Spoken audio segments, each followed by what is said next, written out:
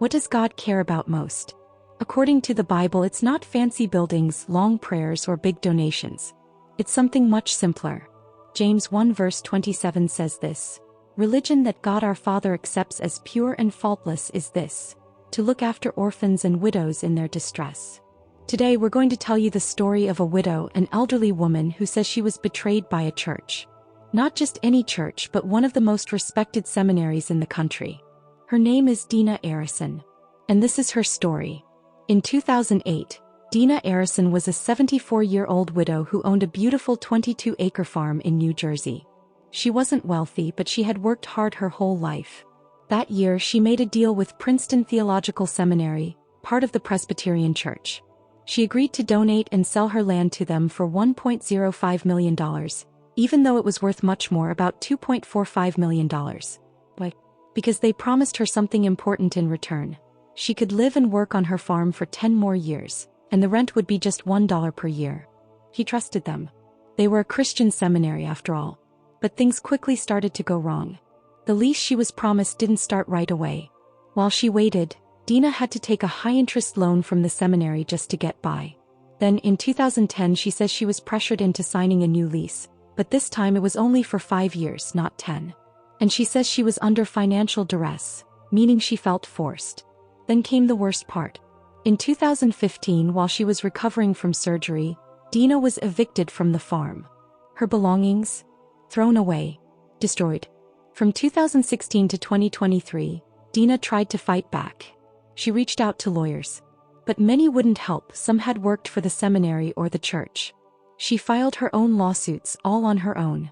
And then, in 2018, the IRS hit her with a fine of $557,000. Why? Because the seminary didn't file the right tax paperwork for her donation. She got punished for their mistake. Let's break this down.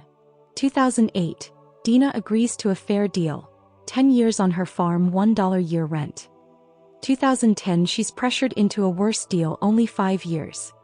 2015, she's evicted while recovering from surgery. 2018, the IRS fines her over $500,000. 2024-2025, she files motions accusing the seminary and their lawyers of fraud, abuse, and civil conspiracy. August 15, 2025, there's a court hearing. She may even face a gag order which could stop her from speaking out. Over and over, the Bible tells us to protect widows. Not to ignore them. Not to take from them. Not to cast them aside when they're weak. So what do we say when a powerful religious group does the exact opposite? It should make us stop. Are we really living out our faith? Or are we just using religious words while hurting people God told us to protect? This story matters. Even if it's just one person, it matters. Because how we treat the weakest among us shows who we really are. Here's what we can do. Pray for Dena and for justice. Ask hard questions when churches make deals. Support laws that protect the elderly. Share this story so others can learn and be warned. This isn't just a legal story. It's a spiritual one. A story of trust, betrayal, and a fight for truth. When churches forget their calling, someone has to speak up. And today maybe that someone is you. Let's never forget James 1 verse 27. Religion that God our Father accepts as pure and faultless is this, to look after orphans and widows in their distress. Because God is watching.